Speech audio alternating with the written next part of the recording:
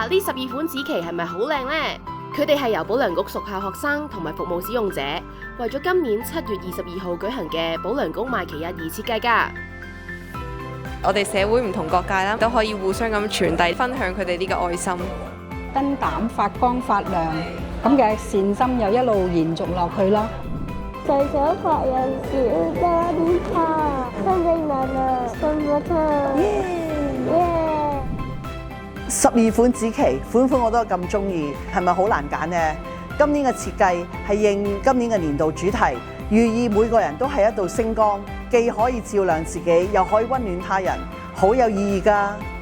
另外，我都誠意邀請大家報名成為線上募捐義工，呼籲親朋好友由今日起到9月期間線上賣旗，隨時隨地支持保良局嘅服務。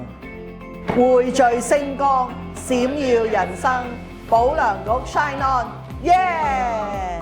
請大家一齊支持7月22號保良局賣旗日，為弱勢社群帶嚟光芒。